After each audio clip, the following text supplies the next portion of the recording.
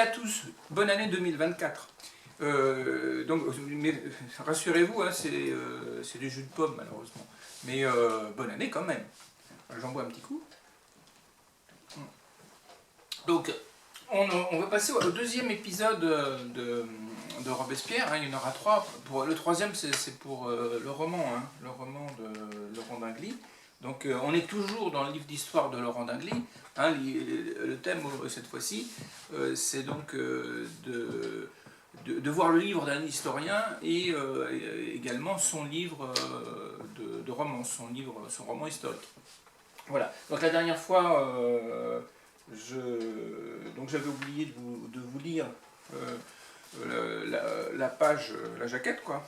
Donc, Robespierre, le géant de la Révolution, le visionnaire, le défenseur du peuple et de la Constitution. Non, l'un des premiers grands criminels contre l'humanité, le paranoïaque organisateur de la terreur, le politicien froid, sanguinaire et sans âme. Cet homme, ce Janus, a enjambé un précipice entre deux fantasmagories. Mais qui est Robespierre? Où le trouver? Au sommet du Panthéon ou dans les tréfonds de l'égout? L'image de Robespierre est brouillée car trop souvent décrite à l'aune des combats présents. Il est du XVIIIe siècle agonisant avec sa perruque poudrée et son habit élégant de petit marquis.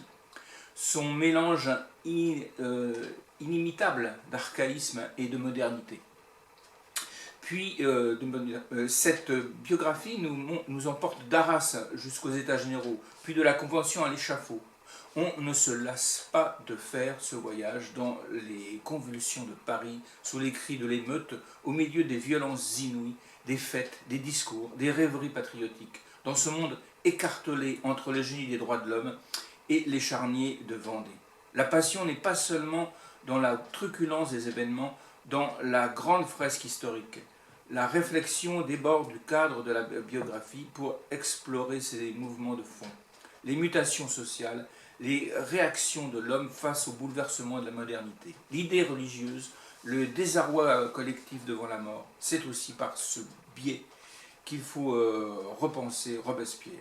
L'union de l'histoire et de la psychologie collective permet désormais de porter un autre regard sur la Révolution française et d'exprimer l'étonnante rencontre entre la France et Robespierre. Donc c'est une vue particulière de Robespierre et qui n'est pas très favorable, hein, ceci dit. Et alors il y a plein d'autres ouvrages, hein. Je vous en ai sélectionné quelques-uns. Donc là on a l'autre côté qui est beaucoup plus favorable à Robespierre, hein. C'est le livre de Jean-Clément Martin, Nouvelle histoire de la Révolution française. Hein. C'est quelles éditions ça? C'est pour l'histoire, édition, je ne me souviens plus. C'est Perrin. Hein.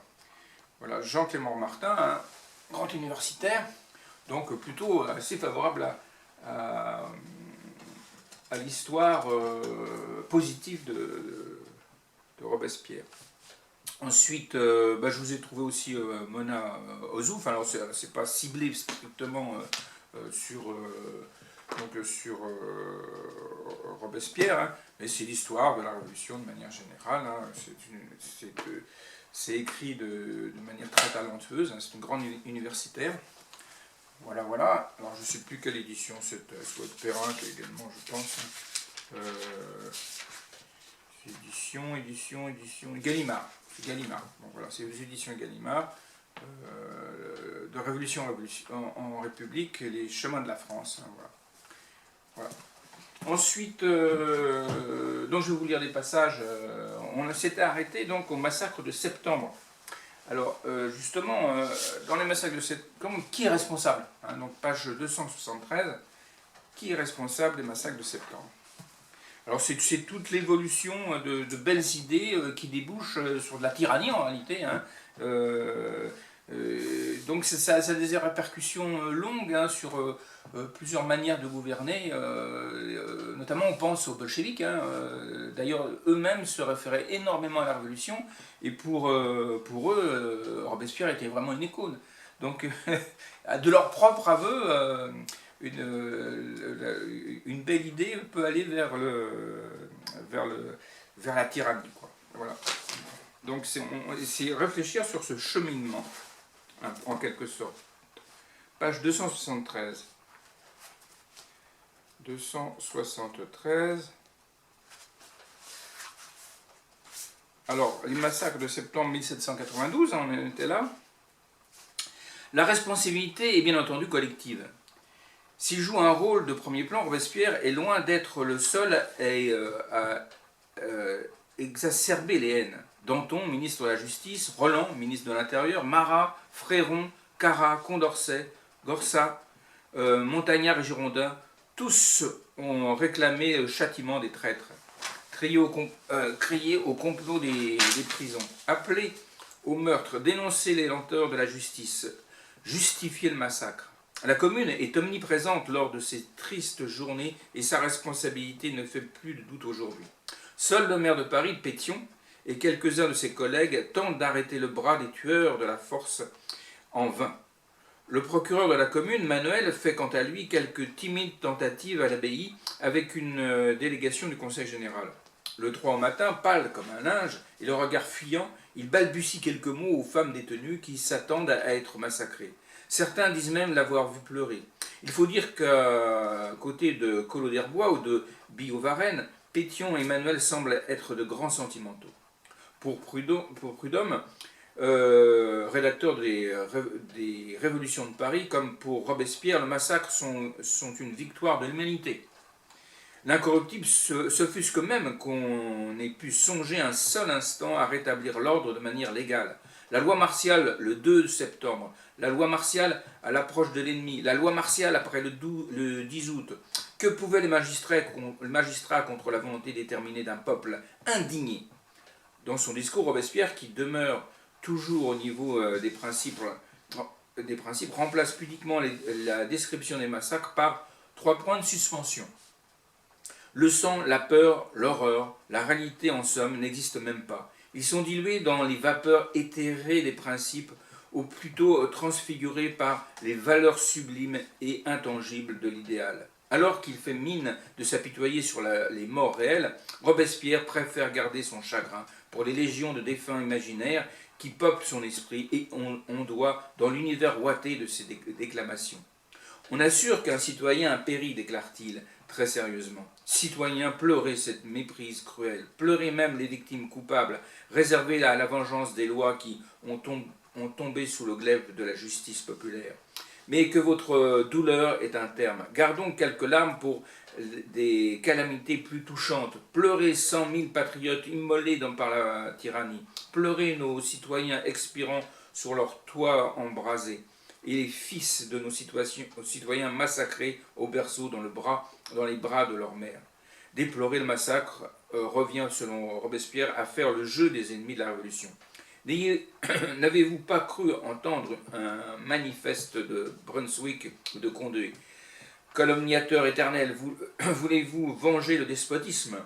Pas un mot en revanche pour les faux-monnayeurs, les mendiants, les prostituées ou les enfants entassés dans les fosses communes.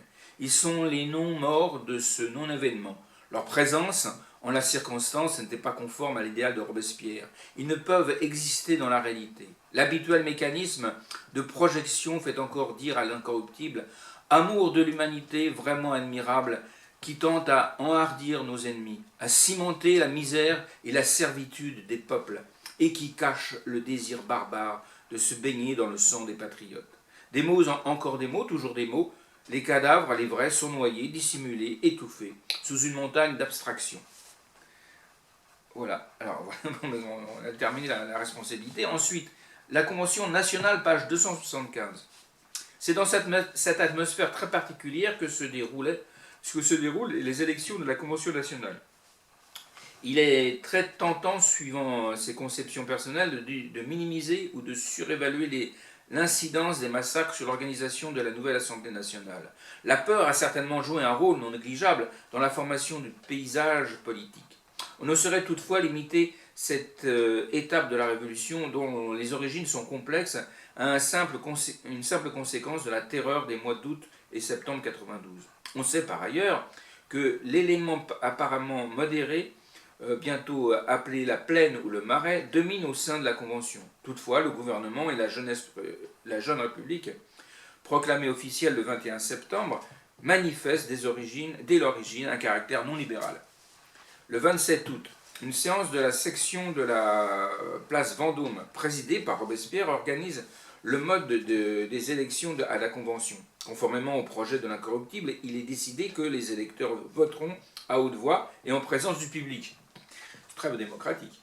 On imagine les conséquences d'une telle mesure sur la liberté d'expression à une époque où les tribunes sont composées d'éléments armés et fanatisés. Pour compléter le dispositif, la section arrête, toujours suivant le projet de Robespierre, que les électeurs se rassembleront dans la salle des Jacobins comme dans le lieu le plus proche à recevoir le public. C'est souligner une nouvelle fois la confusion croissante entre les institutions légales et l'organe de surveillance suprême de la Révolution. Les séances de l'Assemblée électorale débutent le matin du 2 septembre, quelques heures seulement avant les premiers massacres. Dès le départ, Robespierre, les éléments les plus radicaux de la commune insurrectionnelle, orientent les débats dans un sens antidémocratique. Comment élire les députés? L'offensive s'effectue en 2 étapes. Dans un premier temps, Collot d'Herbois prépare le terrain en appelant les électeurs à se méfier des opposants politiques. En second lieu, Robespierre, plus précis, propose purement et simplement d'exclure du corps électoral tous ceux qui ont assisté à quelques clubs anticiviques. Sont notamment visés le club monarchique dont les activités ont pourtant cessé en mars 91, le club de la Sainte-Chapelle ou celui des Feuillants. L'anathème frappe en outre les signataires de la pétition des 20 000 qui visait à soutenir le roi après le coup de force du 20 juin sur les Tuileries. La chasse aux hérétiques organisée depuis longtemps sur le terrain par les Marseillais est ainsi théorisée et légalisée par l'une des figures emblématiques de la Révolution. La motion de l'incorruptible est rapidement adoptée et pour la rendre effective sur le champ, on procède immédiatement à l'appel nominal. Chaque électeur doit présenter un exposé précis de sa conduite politique afin de permettre à l'Assemblée de juger de son civisme. 200 électeurs préfèrent s'éclipser plutôt que de se soumettre à l'examen inquisitorial. La confession publique sera l'un des fondements du système terroriste. Alors bon, on se souvient aussi, c'était pareil chez les bolcheviks, dans le système marxiste-léniniste, voilà, c'était la même chose. Donc tout ça, il y a les mêmes éléments qui se mettent en place, quoi. Voilà. Alors, page 277, alors c'est pareil, c'est sur la Convention nationale. D'un côté, les Girondins insinués parce que les principaux meneurs de cette faction, Vergniaud, Janssonnet ou Gouindet, sont élus du département de la Gironde. Le terme rarement utilisé pendant la Révolution, on lui préfère celui de Brissotin, sera popularisé par Lamartine. Représentés au gouvernement par Roland, les Girondins sont relayés dans la presse par de nombreux journaux, notamment le Patriote français de Brissot, les Annales patriotiques de Carat et Mercier, le Courrier des 83 départements de Gorsat, la Chronique de Paris de Condorcet ou encore la Sentinelle, le journal affiche de Louvet. Après le 10 août, ils enregistrent d'importants ralliements, entre autres ceux des Marseillais Barbaroux et Rebecki, ou des anciens constituants Pétion, Buzot. Avocats et journalistes tenant salon chez Mesdames Talma, Condorcet ou Roland, les Girondins ne forment nullement un parti en sens moderne du terme, mais plutôt un groupement dont les contours restent flous et le recrutement assez hétéroclite. Ils marchaient plutôt ensemble qu'ils ne marchaient d'intelligence, résume fort bien Saint-Just. Le fanatisme des montagnards et la grande terreur les feront considérer à tort comme démodérés par Michelet et l'historiographie du XIXe siècle. En face, la montagne, c'est par ce terme que, sous la législative, les journalistes désignent avec dérision les députés extrémistes siégeant à gauche sur les bancs les plus élevés de l'Assemblée. À la Convention, il compte environ 120 députés, mais ne forme nullement un groupe homogène. D'origine très diverse, ils n'étaient pas socialement très différents des Girondins, appartenaient eux aussi à la moyenne bourgeoisie, n'avaient aucun programme économique et social, mais bénéficiaient du soutien des sections parisiennes. Au centre, une majorité flottante, environ un bon tiers des 749 députés que les montagnards appellent avec mépris la plaine ou le marais. Ces députés de sensibilités très diverses votent dans l'un ou l'autre camp suivant leurs convictions ou les pressions du moment. Mais plus que les Girondins, les membres de la plaine ne peuvent être considérés en bloc comme des modérés. Dans cet espace mouvant, on rencontre des hommes aussi différents que Barrère, futur collègue de Robespierre au comité de salut public, Cambacérès, président du même comité après Thermidor, puis duc de Parme et fidèle serviteur de Napoléon. Le négociant antimonarchiste Cambon et le futur directeur Sieyès. Voilà. Donc on en est... Alors, page 285, l'Empire des méchants. Les méchants. Il est vrai que leur empire, comme celui de leurs devanciers, est fondé sur l'erreur, et il doit être passager comme tel, annonce-t-il Robespierre à propos des méchants. C'est le fondement de sa paranoïa, quoi. Hein. C'est dans cette atmosphère que le ministre de l'Intérieur, Roland, vient faire un réquisitoire en règle contre la Commune de Paris, dénonçant les abus de pouvoir, l'insurrection érigée en modèle de gouvernement, les arrestations arbitraires et les pillages dont le nouveau pouvoir est rendu coupable. Voilà, c'est la paranoïa, comme Staline pouvait être paranoïaque. Après une démonstration somme toute bien menée, le ministre a toutefois la maladresse d'accuser directement Paris. La guerre est déclarée. L'assistance se trouve dans la plus grande effervescence. L'Anjouinais a lu le réquisitoire de Roland au milieu des cris d'indignation et des murmures. Robespierre est mis en cause indirectement dans une pièce justificative jointe aux mémoires du ministre. À travers ce témoignage douteux, on insinue encore une fois que l'incorruptible aspire à la dictature. Ce qui n'est pas faux. Hein. Dans le plus grand tumulte, un membre réclame l'impression du mémoire de Roland. Robespierre s'y oppose. Il est temps que tout cela s'éclaircisse, rugit alors Danton. Après des propos aigres échangés avec le Girondin Guadet, président de séance, Robespierre entame une longue justification. Mais il le fait avec habileté, faisant monter par petites touches la tension de l'auditoire, débitant des généralités tout en laissant entrevoir quelques révélations, profitant de quelques interruptions pour se présenter comme un sans-voix, un persécuté, la victime d'une cabale. Et cet homme qui depuis plusieurs années désigne sans façon ses adversaires à la haine publique, cet homme qui enverra bientôt des milliers de ses congénères, vieux, jeunes, femmes et enfants à la guillotine, s'exclame avec conviction: pour perdre le meilleur citoyen, il suffirait de l'inculper aux yeux de la France entière, de jeter sur lui des soupçons vagues liés à un système suivi d'accusations, de faire envoyer ses calomnies dans toutes les parties de la République, avec le sceau de l'autorité de l'Assemblée nationale, et si les clameurs de la prévention empêchaient l'accusé de se faire entendre, quelle que serait alors la ressource de l'innocence opprimée. Et c'est pourtant bien ce qu'il fera lui-même. Hein, voilà. Alors, page 300, que faire de Louis XVI 300.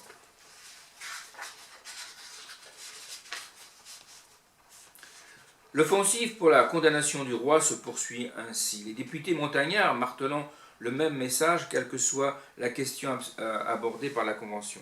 Lors du débat du 30 novembre sur les subsistances, l'ancien pasteur calviniste Jean-Bon Saint-André fait entendre sa voix sur le sujet dans le sillage de Danton et de Robespierre.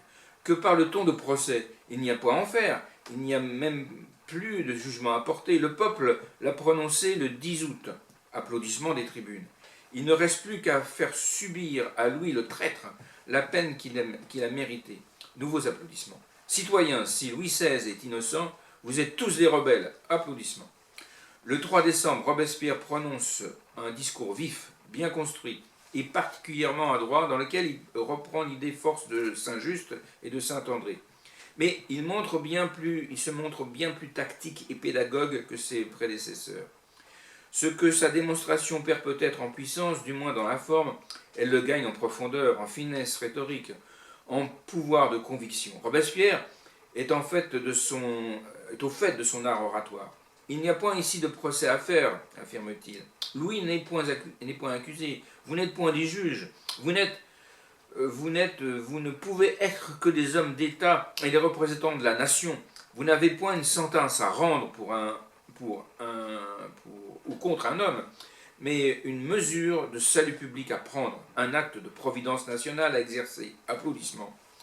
Un roi détrôné dans la République n'est bon qu'à deux usages, ou à troubler la tranquillité de l'État et à ébranler la liberté, ou à affirmer l'une et l'autre à la fois. Bien plus que ses collègues montagnards, Robespierre a l'habileté de mettre en exergue l'utilité d'une condamnation sans jugement, manifester l'assurance du jeune régime, désamorcer par anticipation toutes les oppositions et surtout ne pas manifester de faiblesse, l'atermoiement, l'hésitation qui dans la contestation du moment se révélerait catastrophique pour la République. Chez les purs, les certitudes missionnaires, la foi dans les prodiges enfantés par la providence républicaine s'accorde parfaitement à une conscience claire de la fragilité du nouveau régime. Dans l'optique de Robespierre, la mort de Louis XVI est logique et du fait de son sentiment d'infaillibilité, tout jugement se trouve superflu. Comme de coutume, il articule sa démonstration par une opposition dont la simplicité fait toute la force et la vivacité. Juge le roi revient à condamner la République, à remettre en cause le jugement du peuple souverain ratifié par l'insurrection du 10 août.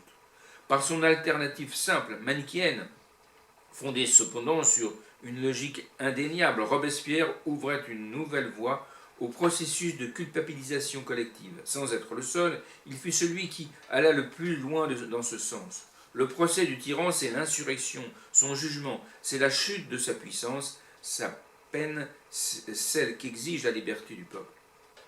Les députés se trompent de débat, poursuit Robespierre.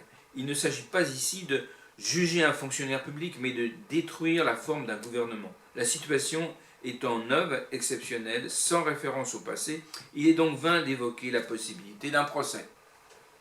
Sublime. Alors, page 306, le procès du roi. Pourtant, il y en aura un. Alors, voilà. De retour au temple, Louis XVI demande la liberté de voir sa famille. On lui interdit. Il a seulement le droit de choisir ses avocats. Le célèbre Target se fait porter pâle. Sollicité, Tronchet, pourtant plus âgé, accepte. Puis un second défenseur se propose spontanément. C'est l'un des plus éminentes figures du siècle. Il a été président de la Cour des aides, directeur de la librairie et 2 fois ministre. Il a allégé la censure, protégé les philosophes, laissé diffuser l'encyclopédie. Ministre libéral, protecteur des protestants, réformateur, issu de l'une des plus grandes familles de service de l'État. Malherbe a le courage de ses idées. Son attitude témoigne d'une grande élégance à une époque où tant d'individus se créent une figure d'actualité, où des députés se griment en sans-culotte, tout en réclamant la mort de celui qu'ils ont jadis encensé. Aujourd'hui, 11 décembre 1792, le vieillard écrit à Barrère, président de la Convention nationale, « J'ai été appelé 2 fois au conseil de celui qui fut mon maître, dans un temps où cette fonction était ambitionnée de tout le monde. Je lui dois le même service lorsque c'est une fonction que bien des gens trouvent dangereuse. » Lorsqu'il reçoit Louis XVI dans sa prison, Malherbe ne peut s'empêcher de pleurer. Il sera lui-même guillotiné le 22 avril 1794, à l'âge de 73 ans. Et pour faire bonne mesure, on exécutera sa fille et ses petits-enfants. Avec le concours du citoyen de 16, Louis XVI dispose désormais de 3 défenseurs. Le 13 décembre, une députation du Conseil général de la Commune est reçue à la Convention. Elle nie un de ses arrêtés. Les avocats de Louis XVI seront fouillés, jusque dans les endroits les plus secrets. Murmure. Après s'être déshabillés, ils se revêtiront de nouveaux habits en présence des commissaires de la municipalité. Nouveaux murmures et violentes interruptions. On imagine le grand Malherbe se dénuder devant les représentants de la commune. c'est pousser un peu loin la cruauté et la sottise. La mesure provoque l'indignation de plusieurs députés. La commune exige en outre que Louis XVI ne puisse jamais se trouver seul avec ses défenseurs et que ces derniers soient même tenus au secret dans la tour du temple jusqu'à la fin du procès. Même le montagnard Bazire juge une telle mesure impolitique car les risques d'apitoyer sur Louis Capet. Tel n'est pas l'avis de Robespierre qui estime au contraire l'arrêté de la commune conforme au principe. C'est le sentiment d'un patriotisme très louable qui a dicté cet arrêté. Magnifique, affirme-t-il avant d'être interrompu par de nouveaux murmures. Cette interruption lui permet d'exprimer ses idées fixes. On viole au moins la liberté des opinions. En moi, la liberté des opinions. Je sais qu'il y a un parti qui veut sauver le roi, et je m'étonne toujours que ceux qui se montrent si tendres pour un oppresseur accusé ne témoignent pas autant de sensibilité pour le peuple qu'on opprime. Voilà, voilà. Quelle classe. Alors, page 312, le verdict.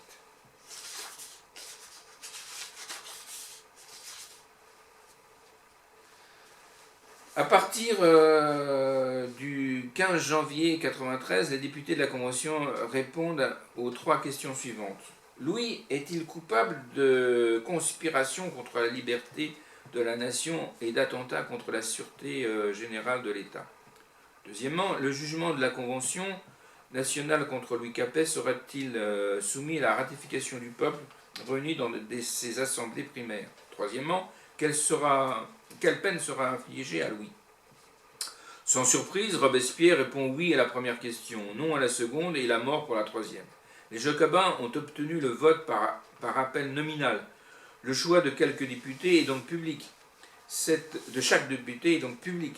Cette transparence permet depuis longtemps aux frères de la rue Saint-Honoré, les frères et les Jacobins, de séparer le bon citoyen des mauvais et de consigner dans leurs annales ceux qui se prononcent conformément aux lois suprêmes de la nature ou au contraire ceux qui dérogent.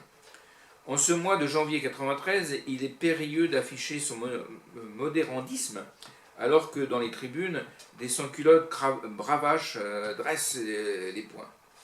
Manuel a déjà tenté le 15 décembre de réglementer l'accès aux tribunes de la Convention qu'il présente comme accaparées par les affidés de la montagne. Je propose de décréter que Manuel a perdu l'esprit, rétorque le boucher Legendre. À l'abbaye, l'aristocrate Manuel, hurle un cri d'âme des tribunes, tandis que les visages et les gestes des sans-culottes se font toujours plus menaçants. La pression est multiple. Maximilien écarte pour l'instant tout recours à l'insurrection. Cela n'empêche pas ses proches de menacer ceux qui voteraient mal d'une nouvelle journée révolutionnaire.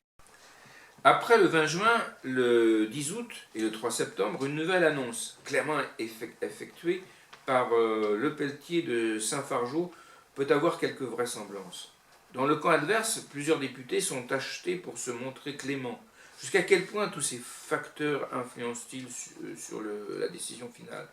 Il est bien évident impossible de le dire. La tension nerveuse, la fatigue sont extrêmes à la Convention. Déjà, les montagnards crient à la trahison. Quant aux députés censés être malades, vient voter pour le bannissement, la tête coiffée d'un bonnet de nuit et le visage tout enveloppé de linge. On encercle Manuel pour l'empêcher de sortir de la salle de séance et l'ancien procureur de la commune doit jouer des coudes pour se dégager. L'atmosphère est électrique lorsqu'à 10h du soir, le 17 janvier, le président prend la parole. « Citoyens, je vais proclamer le résultat du scrutin. Vous allez exercer un grand acte de justice. J'espère que l'humanité vous engagera à garder le plus profond silence. La mort l'emporte à une courte majorité. » Faut-il entendre une dernière fois les défenseurs de Louis XVI? Robespierre se prononce contre leur admission à la barre de la Convention. Une telle démarche se révèle plus utile à ses yeux puisque les représentants du peuple viennent de se prononcer. Il faut désormais exécuter la sentence tant pour le bien de la nation que pour celui de l'accusé dont il est inutile et cruel de prolonger l'attente. Les avocats sont toutefois entendus et reçoivent les honneurs de la séance. Trop ému, Malherbe ne peut que balbutier son désarroi et son impuissance. Il demande quelques heures de délai pour réagir. Mais le temps est compté. La Convention siège sans interruption depuis plus de 48 heures. Robespierre, suivi par une majorité de ses collègues, s'oppose au dernier recours. Et voilà, c'est plié. Page 322 de la rigueur.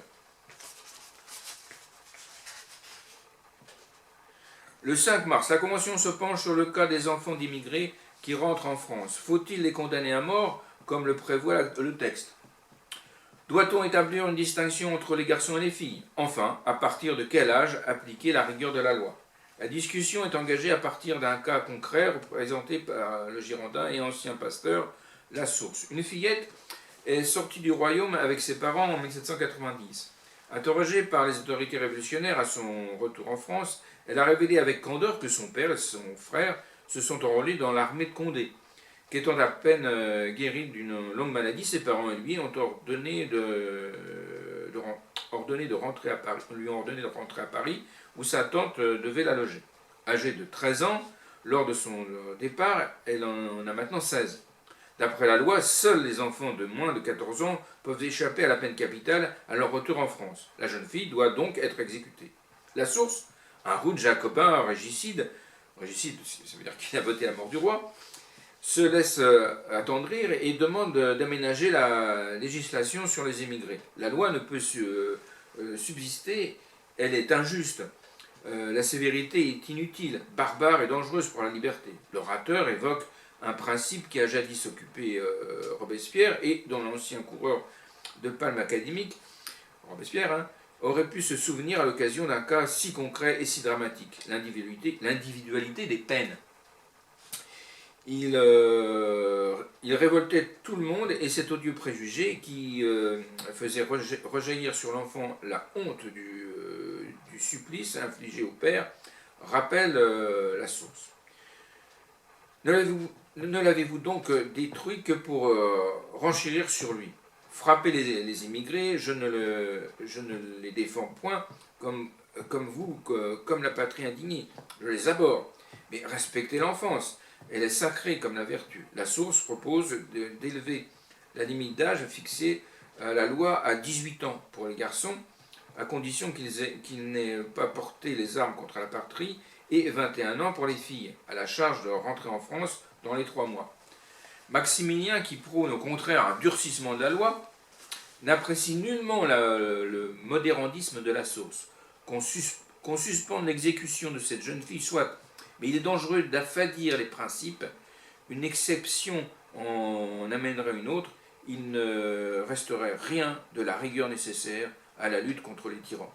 Les circonstances présentes exigent non pas l'indulgence, mais une mesure vigoureuse, politique et révolutionnaire. Robespierre l'a souvent répété, il ne connaît pas d'hommes, mais seulement des principes. Or, les principes les plus sublimes mènent à la barbarie s'ils ne sont pas centrés sur l'homme et fondés sur les sentiments ou les affects. Robespierre imagine déjà une multitude de petits aristocrates infester le pays et même l'Assemblée nationale. Cette graine de tyran viendrait, si plein de vengeance et d'orgueil, faire expier au peuple sa juste sévérité.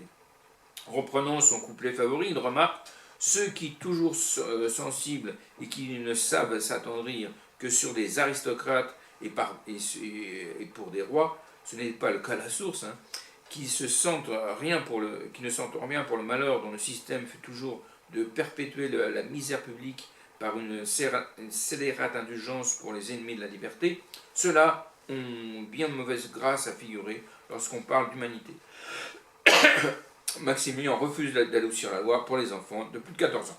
Et pas. Alors, page 338, coup de force.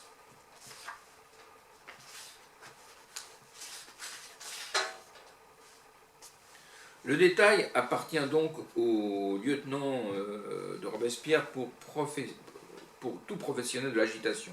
Claude Emmanuel Dobsen, ancien plaideur et juge au tribunal d'Épernay, un ami de l'incorruptible, fanatique comme lui de la sentence, propulsé juré au tribunal du 17 août, mais recalé, temporaire, à la suite du 10 mars. 2 jours plus tôt, ce chef de bande réussit à placer la municipalité sous sa coupe. Dans le groupe figure aussi Jean-Henri Hazenfraz, un ancien aide-laborantin de Lavoisier, autre spécialiste de l'émeute, membre de la commune insurrectionnelle du 10 août, nommé par Pache à l'administration de la guerre. On retrouve aussi un vieux routier de l'insurrection, Fournier, dit l'Américain, l'escroc des Antilles, le brigand qui mène les prisonniers de la haute cour au massacre avant de faire main basse sur leurs dépouilles. Deuxième nom connu, Maillard, agitateur des journées révolutionnaires d'octobre et surtout le président du tribunal fantoche de l'abbaye, c'est-à-dire le chef des massacreurs du 2 septembre. François Henriot est quant à lui l'un des premiers protagonistes de l'intrigue. En juillet 89, ce commis de barrière se joint à la foule pour incendier son outil de travail, ce qui lui vaut un séjour en prison. Mais grâce à la plume de Marat, l'acte de vandalisme se transforme en haut fait révolutionnaire et à sa grande surprise, Henriot devient héros. Lui aussi obtient la consécration. L'eau des massacres de septembre reste enfin Lazowski, commerçant aisé et meneur d'origine polonaise, proche de Maximilien et dont l'incorruptible prononcera bientôt l'éloge funèbre avec un accent pathétique.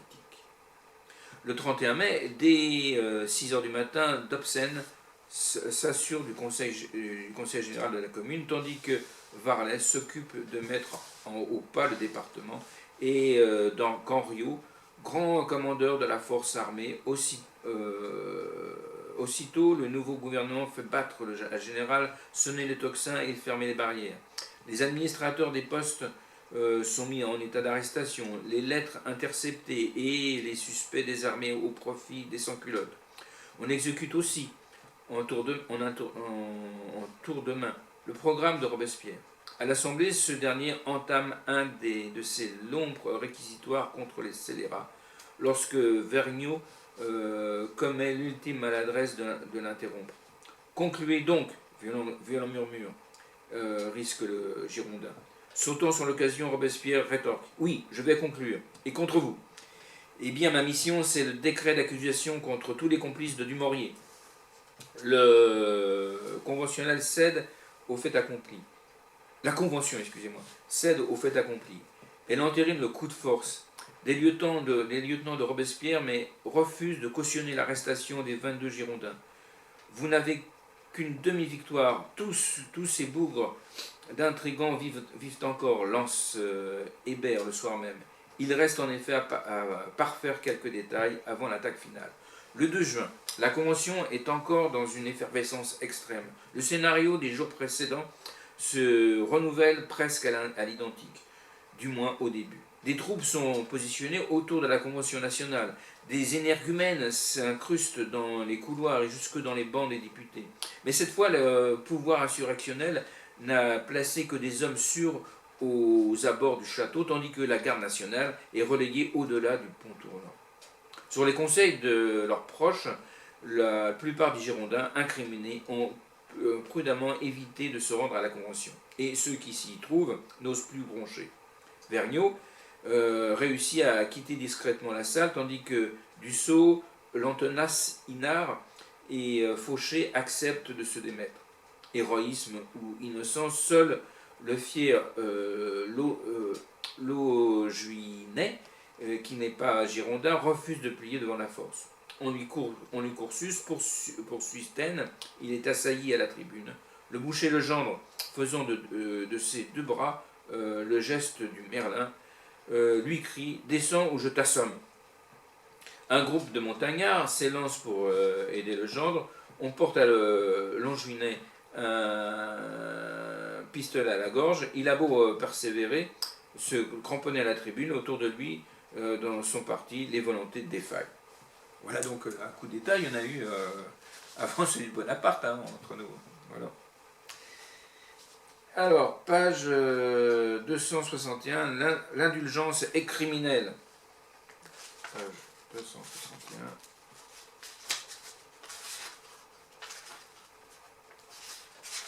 On a compris que l'indulgence était criminelle, donc on va le sauter, ça fera un petit gain de temps quand même. Page 270, la terreur.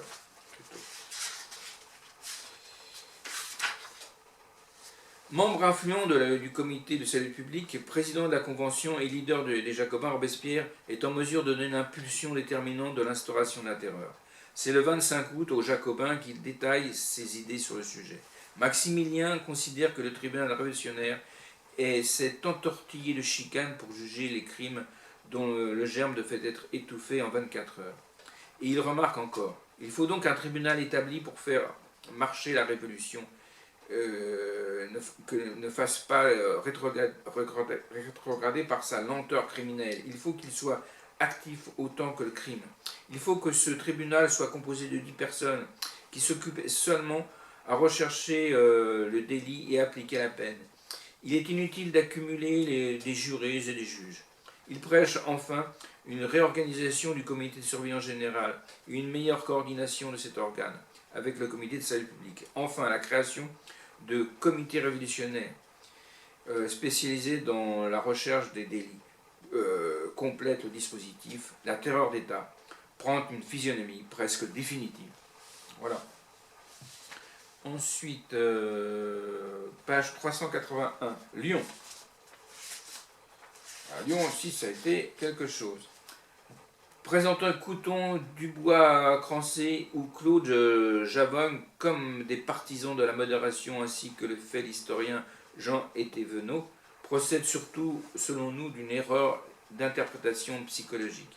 Si l'on en reste au sens commun et manifeste un vocabulaire, on ne peut pénétrer l'objectif réel du radicalisme révolutionnaire, on ne peut comprendre pourquoi Couthon et Robespierre parlent d'humanité, d'indulgence tout en expédiant des milliers de personnes à la mort sans la moindre forme de culpabilité.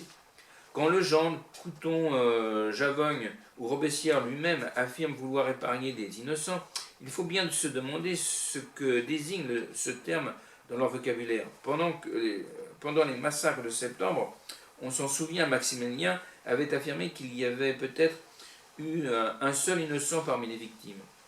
De même, Couthon voyait les enfants de Bicêtre comme des coupables et les assassins comme des héros. Le 10 octobre, Javogne ne réclame l'indulgence que pour les Lyonnais nés dans la misère, c'est-à-dire uniquement ceux qui incarnent l'idéal des justes. De même, Barère, dont la sobriété est à géométrie variable, suggère de n'épargner que les patriotes et les indigents persécutés par les riches. La modération n'a rien à voir dans cette affaire. Imaginons qu'un officiel nazi, prêchant l'extermination d'une population donnée, réclame toutefois d'épargner les représentants de la prétendue race aryenne. Cela ne ferait pas de lui un modéré. Or, le mécanisme est ici très proche. De même, quand un commissaire soviétique donne comme consigne le massacre des Koulaks et d'épargner les autres, sur des critères toujours très vagues et très subjectifs, lorsqu'un responsable Khmer Rouge ordonne de tuer en priorité les intellectuels, personne n'y voit des actes de modération. Voilà, donc on va passer au canon à Lyon, page 386.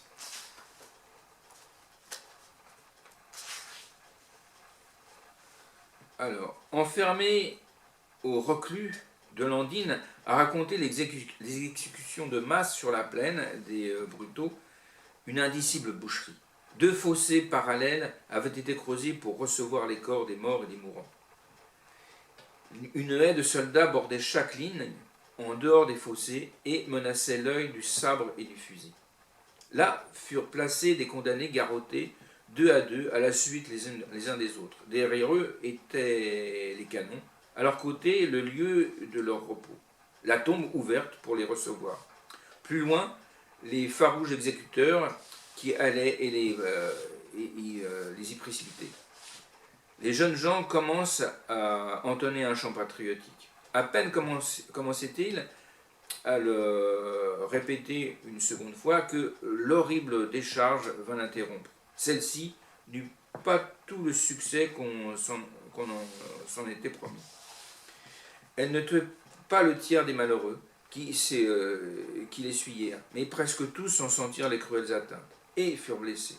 Dès lors, des ruisseaux de sang se répandirent dans les fossés, et les gémissements de la douleur percèrent à travers le bruit continuel de la fusillade. qui s'unit au canon pour opérer la destruction. Enfin, les soldats traversèrent les fossés avec le sabre, ils la complétèrent.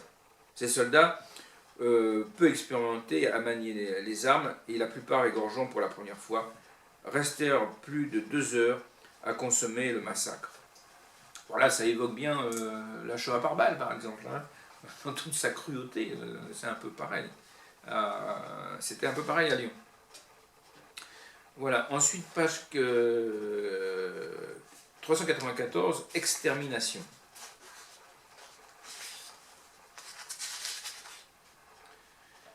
Alors, depuis des mois, Robespierre et ses proches se situent dans une logique d'extermination. Au cours d'une guerre et d'une insurrection de type classique, la défaite de l'ennemi entraîne normalement l'arrêt progressif de la violence et de la destruction.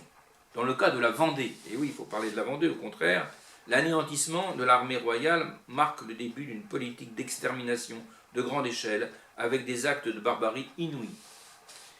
Dès le 8 mai 1993, Robespierre ne réclame pas seulement la répression de l'insurrection, mais l'anéantissement total de la Vendée. Alors on le cite. Et afin qu'il ne reste aucun doute sur mon système, je réclame qu'il faut non seulement exterminer tous les rebelles de la Vendée, mais encore tout ce que la France renferme de rebelles contre l'humanité et contre le peuple. Applaudissements réitérés. Le peuple français veut la liberté. Il ne peut vouloir autre chose. Ses ennemis sont les hommes corrompus qui préfèrent leur intérêt à l'intérêt général. Il n'y a plus que 2 partis en France, le peuple et ses ennemis. Il faut exterminer tous ces êtres vils et scélérats qui conspirent éternellement contre les droits de l'homme et contre le bonheur de tous les peuples. Voilà l'état où nous en sommes. La logique des assassins de masse consiste à dénier l'humanité de leurs adversaires. L'antisémitisme européen et la phraséologie nazie, notamment, nous en ont familiarisé à ce type de mécanisme. À diverses reprises, Robespierre assimile ses adversaires non à des êtres humains, mais à des insectes qu'il faut écraser. Voilà. Bon. Voilà pour la Vendée. Hein. Alors, page 95, idem. Maintenant que le bouc émissaire persécuteur est identifié, diabolisé, reste à l'éliminer. Barère mène au point une première phase de ce programme d'extermination dans son rapport du 1er août, soit 4 jours seulement après l'entrée de l'incorruptible au comité de salut public. Un signe. Le but est fixé, l'annihilation totale de l'adversaire. Le prétexte, la connivence avec l'étranger, surtout l'anglais contre lequel, sans relâche, Barère alimente la haine collective, au besoin en créant de toutes pièces un gigantesque complot. La méthode, la terre brûlée, la famine, la déportation, l'épuration de l'état-major et des commissaires de guerre, réclamée depuis toujours mois par mois par Robespierre et le défunt Marat, est finalement décidée. D'autres mesures importantes sont prises. L'attribution d'une forte somme et le transfert de la garnison de Bayance en Vendée, une troupe qui va mettre d'autant plus de vigueur dans la répression qu'elle vient d'être vaincue par les Prussiens. L'essentiel de l'armée vendéenne, peut-être près de 80 000 hommes, franchit la Loire pour tenter une diversion sur la rive droite du fleuve. Une course éperdue désespérée les conduit jusqu'à Granville dont ils ne peuvent s'emparer. Mais c'est au Mans qu'ils subissent une cuisante défaite. Leur déroute est l'occasion d'une effroyable boucherie. Le général républicain Westermann rapporte « Tous furent taillés en pièces. Je les serrais de si près que les princesses et les marquises abandonnaient leur voiture et barbotaient dans la crotte. C'est sur ces monceaux de cadavres que je suis arrivé à Laval avec ma cavalerie et mon artillerie. Chaque pas, chaque ferme, chaque maison devient le tombeau d'un grand nombre de brigands. Westermann s'est livré à une boucherie épouvantable, rapporte Carrier. Jusqu'à Laval, c'est-à-dire sur 70 km, la terre est jonchée de cadavres. Toute la route fut couverte de morts, se félicite le général Marceau. Alors ça c'était page 96. La déroute vendéenne de Savenay donne encore lieu à un effroyable massacre. Après la bataille, le général Westermann précise fièrement au comité de salut public, il n'y a plus de Vendée, citoyens républicains. Elle est morte sous nos sabres libres, avec ses femmes et ses enfants. Je viens de l'enterrer dans les marais et dans les bois de Savenay. Suivant les ordres que vous m'avez donnés, j'ai écrasé les enfants sous les pieds des chevaux, massacré les femmes qui, au moins pour celles-là, n'enfanteront plus de brigands. Je n'ai pas un prisonnier à me reprocher. J'ai tout exterminé. Nous ne faisons pas de prisonniers. Il faudrait leur donner le pain de la liberté, et la pitié n'est pas révolutionnaire. Après la bataille du Mans, les survivants qui tentent de passer la Loire à la nage ou sur des bateaux de fortune sont massacrés par les chaloupes canonnières. Ceux qui se rendent sont exterminés ou conduits à la guillotine. La défaite des brigands est si complète, ajoute Carrier, que nos postes les tuent, prennent et amènent à Nantes par centaines. J'assure à ceux-ci le même sort qu'aux autres. Voilà. Alors, oui, enfin bon, on va passer maintenant à Fouquier-Tinville, hein, c'est un autre sujet. 408. Alors, c'est avec engouement que Robespierre accueille la création du tribunal révolutionnaire, criminel extraordinaire, bientôt appelé tribunal révolutionnaire. Cet instrument clé de la terreur est une création collective due à la pression des sections parisiennes les plus extrémistes et celle des chefs de la montagne comme Danton, Delacroix, Robespierre ou Billaud-Varenne. Le tribunal est installé dans la grande chambre de l'ancien Parlement de Paris, l'actuel palais de justice. C'est là, à l'endroit même où les plus grands actes de la monarchie ont été enregistrés, que sont jugés et condamnés à mort des milliers de suspects.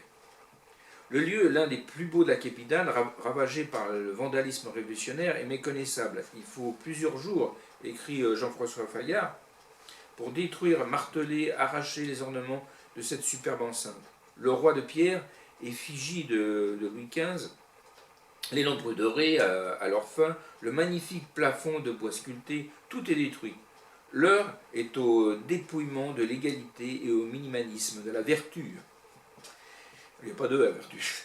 Des tableaux à pied de griffon disposés autour de la salle. La déclaration des droits de l'homme surplombant une cour qui, plus que nul autre, allait les bafouer.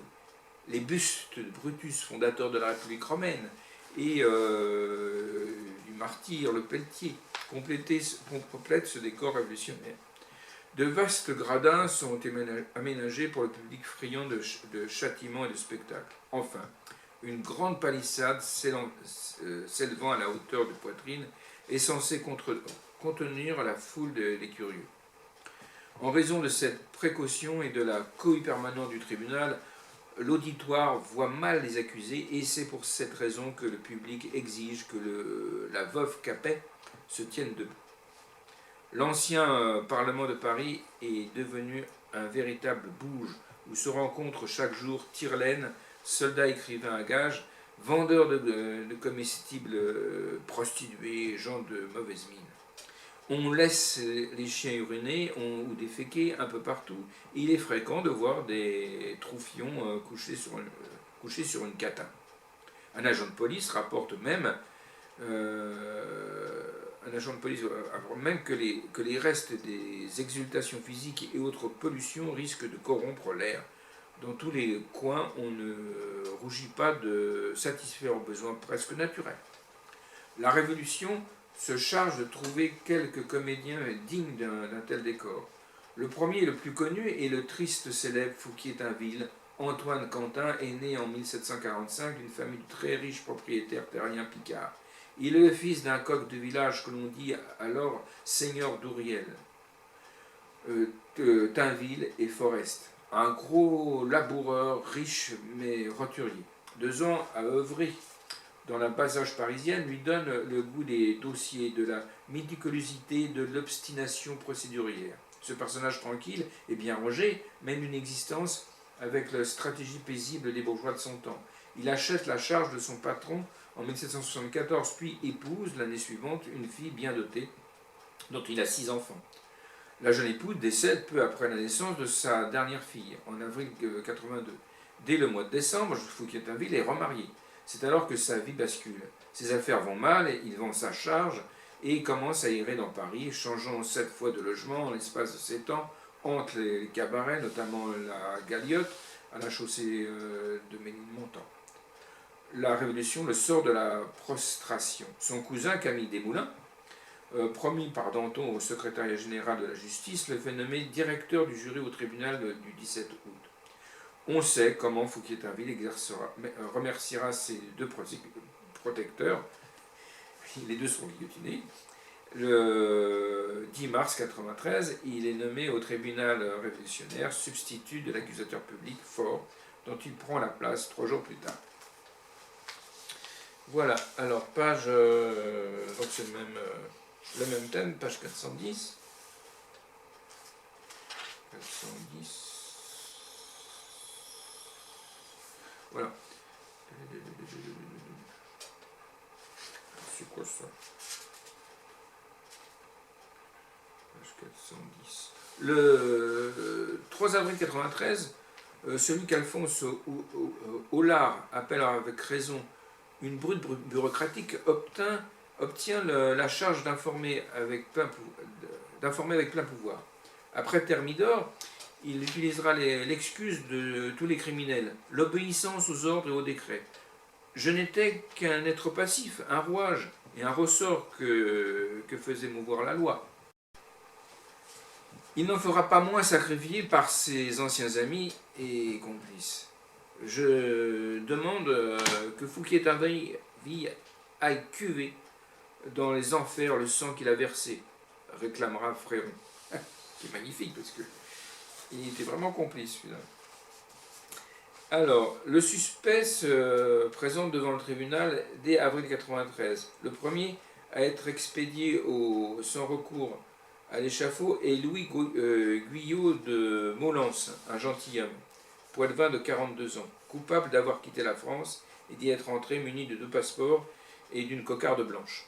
Voilà, donc c'est le premier agissement de Fouquier-Tinville. La mort donc. Autre exemple, Nicolas Luthier, canonnier de la 9e compagnie de Sorbonne, est exécuté le 10 avril pour avoir réclamé à des ouvriers au coin de la Huchette qu'il avait une âme et que celle-ci était pour son roi. Il allègue l'ivresse en vain.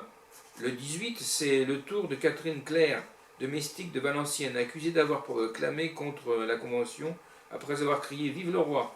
et chanté dans le sens inverse de la Révolution. Son employeur a beau invoquer l'ébriété et attester son orthodoxie républicaine, elle est exécutée. Voilà, alors c'est pas essentiellement des aristocrates, je crois que à 70% c'était des gens du peuple qui étaient passés par la veuve républicaine. Voilà, ensuite 413, les chiffres. Alors, ce qui fait bien entendu la particularité de la terreur sur ce point bien précis, c'est d'une part le nombre inégalé de prisonniers mis en dépôt dans une période relativement courte, un peu moins d'1 an, et la destitution finale de plusieurs milliers d'entre eux, la guillotine, la fusillade, la noyade. La prison en France, entre 1993 et 1994, c'est pour les 17 000 victimes de la terreur légale, l'antichambre de la mort.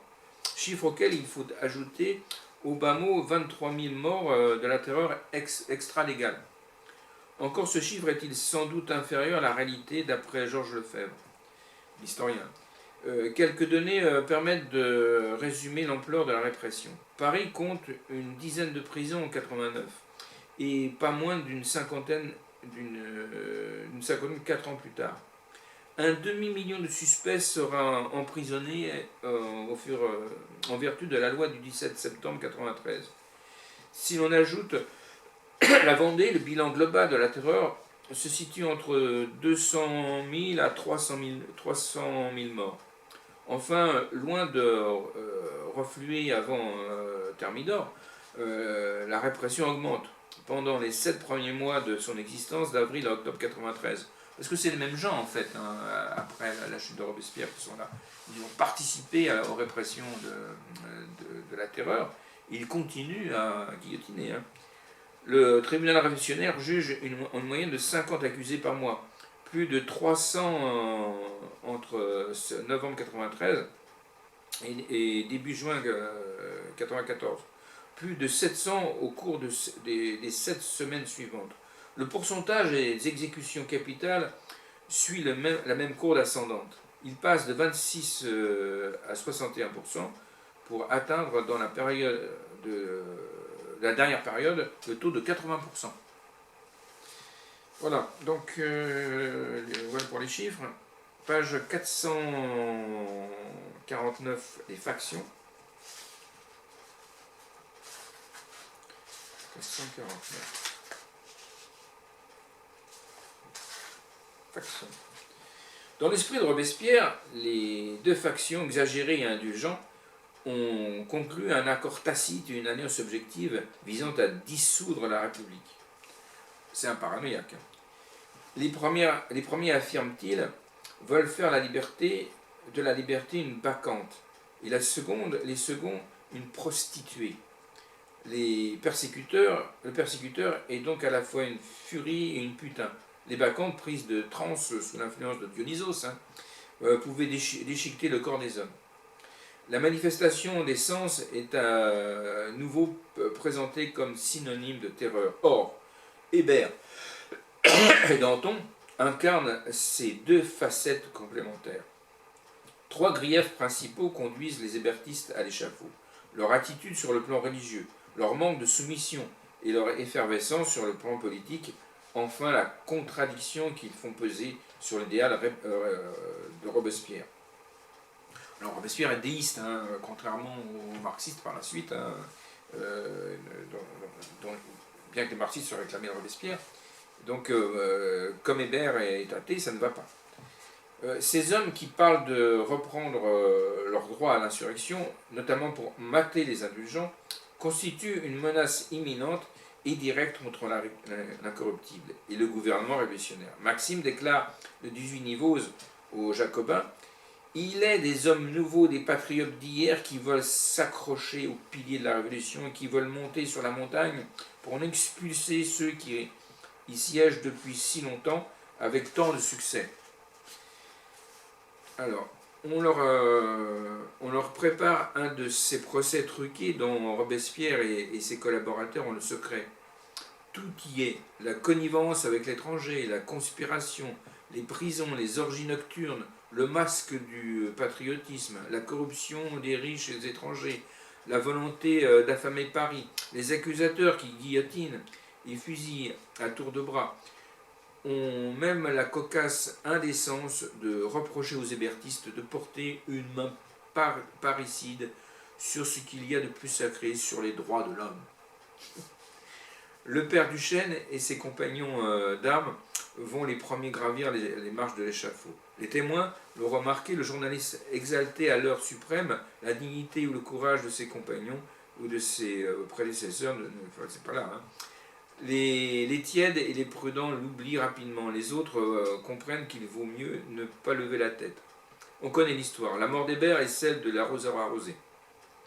Le tombeau d'ordures qu'il a déversé chaque jour sur les humiliés, les agonisants, un roi, une reine, un bourgeois, un paysan, un noble, une servante, lui retombe maintenant sur la figure, avant d'ensevelir entièrement son cadavre. Tous les groupes du Jardin national ne parlaient que des subsistances, et c'est à Hébert et sa clique qu'on attribue la rareté, rapporte un commissaire. Et un autre, les femmes disaient que l'intention des conspirateurs était de les empoisonner, ou encore, si leur projet eussent réussi, observait-on, cela faisait absolument une seconde Saint-Barthélemy, où on se serait égorgé les uns les autres, sans savoir à qui on en voulait. Il y a quelques doutes sur les 2 ou 3 murmures des esprits plus critiques, et puis plus rien. Voilà, donc ça c'est page... donc page 452, Camille Desmoulins. Alors, si l'élimination d'Hébert et ses amis a pu être menée à terme, celle des indulgents, parmi lesquels figurent 2 symboles de la République, Camille Desmoulins et Danton, est une autre affaire. Camille et ses 2 pistolets de poche, sa cocarde verte et son élan révolutionnaire du 14 juillet font intimement partie du mythe révolutionnaire, et celui-ci est bien plus difficile à détruire que le père Duchesne. Quant à Danton, son aura est grande. Il reste avec Robespierre, d'une manière fort différente, le révolutionnaire le plus aimé du peuple. Le chat gris, Robespierre, doit avancer à pas de velours avant de porter l'estocade. Maximilien commence par adresser quelques avertissements à Camille, mêlant adroitement menaces à peine déguisées et paroles faussement rassurantes. Le but est de rappeler Desmoulins aux bons principes. Les premiers numéros du journal de Camille, le vieux cordelier, sont remplis d'éloges pour Robespierre, mais dans son numéro 4, l'ancien condisciple manifeste une indépendance d'esprit fâcheuse, parlant de nécessaire modération, de libération des suspects, et comme si ce mot d'hérésie n'était pas encore suffisant, il prend la défense d'un ennemi personnel de Robespierre, le conventionnel Philippot. C'est l'horrible contradicteur qui a brossé une description au vitriol des hauts faits de Rossignol en Vendée, un général nul en Vendée, mais protégé par Robespierre, un perturbateur ancien avocat du tyran qui a osé dire la vérité toute nue, c'est-à-dire que le protégé de Robespierre, le commandant en chef des armées en Vendée, était un incapable d'oublier d'un ivrogne. Frère Camille est donc invité à faire son autocritique. Il s'excuse, puis un autre membre du comité lit le texte des hérétiques devant le cénacle de la rue Saint-Honoré. Bon, c'est trop tard hein, pour lui. Alors, page 498, la belle mort. Donc tout ce petit monde face à la veuve républicaine. 498.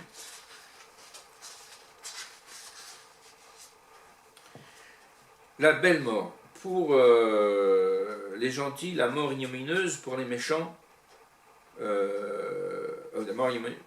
belle mort pour les gentils, la mort ignominieuse pour les méchants. C'est en substance l'un des axes essentiels de son testament à Robespierre. Un peu comme si la haine pouvait enjamber le tombeau. J'ai promis il y a quelque temps de laisser un testament redoutable aux oppresseurs du peuple. Je veux le publier dès ce moment avec l'indépendance qui convient à la situation où je me suis placé. Je leur lègue la vérité terrible et la mort. Terrible présage en effet, et alors qu'il est à 2 pas de basculer dans l'autre monde, il regrette donc la modération dont celui la France fait preuve envers les ennemis de la nation. Je vous avertis que votre décret contre les Anglais a été éternellement violé, c'est-à-dire le massacre légal des prisonniers, parce que c'est ce qu'il propose. Je vous avertis que les comédies philanthropiques jouées par Dumouriez dans la Belgique sont répétées aujourd'hui, c'est-à-dire le respect minimum d'un peuple conquis. Donc il voulait que des exécutions et des exécutions. Voilà, donc on va passer à la fin, page 500. Le jour se lève. Nous sommes le 9 Thermidor. Pour beaucoup, c'est une nuit sans sommeil. Saint-Just l'a passé au comité, où il a rédigé un nouveau discours. Lucide, Cambon griffonne à la hâte sur son journal. Demain, de Robespierre et de moi, l'un des deux sera mort.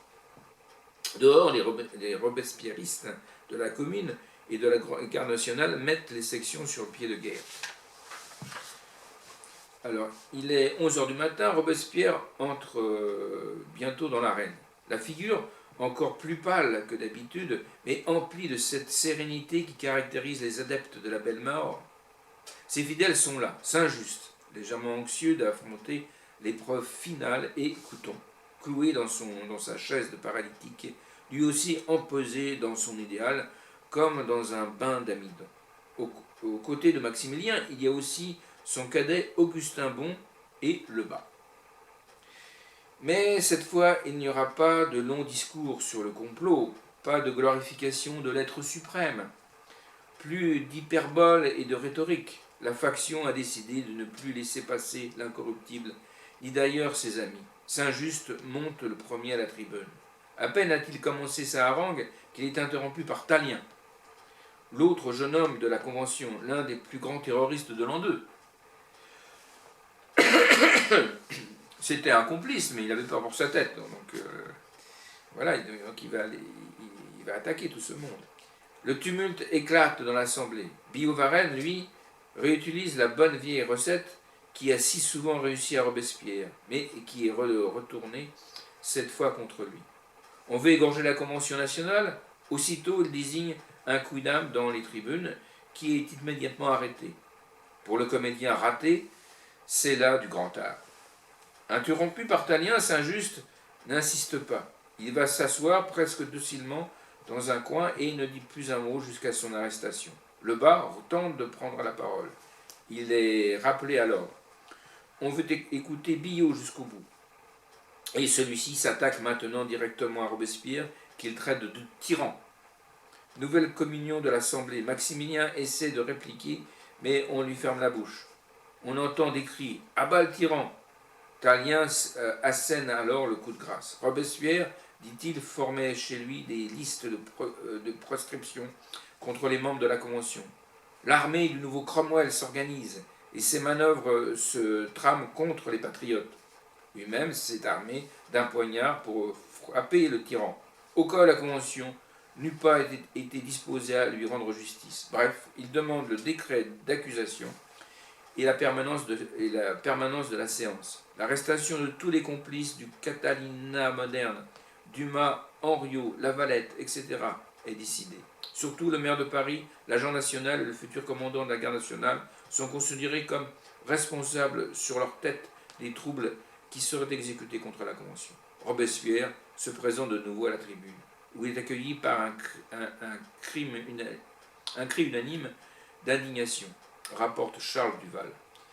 Il insiste en s'agitant d'un air furieux. « À bas le tyran !» lui répète-t-on de toutes parts. Il se retourne un moment vers Saint-Just, dont l'attitude annonce le désespoir de se voir découragé, et s'obstine à avoir la parole. Mais tous les membres lui crient de nouveau « À bas le tyran !» et le forcent enfin au silence. Robespierre, épuisé, dégoûté, lance comme un défi « Je demande comme on voit à la mort !» Puis après un tumulte indescriptible, il ajoute à l'adresse du président de la Convention, qui vient de se couvrir, « De quel droit, président, soutiens-tu des assassins ?» Mouvement d'indignation. Un nouveau tumulte oblige le président à se couvrir une seconde fois. Déjà se font entendre les cris « Arrestation, arrestation !» Elle est décrétée contre Robespierre. Puis Augustin se précipite courageusement pour suivre le sort de son aîné. On l'accuse sans peine. Vient ensuite le tour de Lebas, de Couthon et de Saint-Just. Les 5 députés sortent de l'Assemblée escortés par des gendarmes et sont conduits dans les locaux du comité de sûreté générale. Il est 4 heures de l'après-midi. Pendant ce temps, les robespierristes de la commune, Floriot, Lescaut, Payan, lancent l'insurrection. Une partie des sections suit, d'autres refusent catégoriquement de marcher contre la Convention. Au total, les insurgés parviennent à rassembler 3000 hommes. On palabre, on tergiverse. Le plus urgent est de libérer les chefs Henriot. Henriot saute sur son cheval avec sa troupe.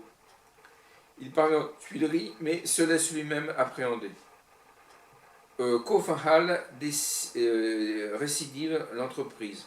Mais entre-temps, les 5 ont été dispersés dans les prisons parisiennes. Voilà, c'est fini. Hein. Donc le coup d'État est réussi. Et ses ennemis sont sauvés de la guillotine. Voilà, donc on va la semaine prochaine lire quelques passages du roman de cet auteur, hein, de l'historien, Laurent Dingly, Dans l'ombre des Lumières. Donc je vous dis à la semaine prochaine. Je vous souhaite une bonne année 2024 au jus de pomme. Bon, j'ai vu autre chose hier soir. Et je vous dis à très très bientôt.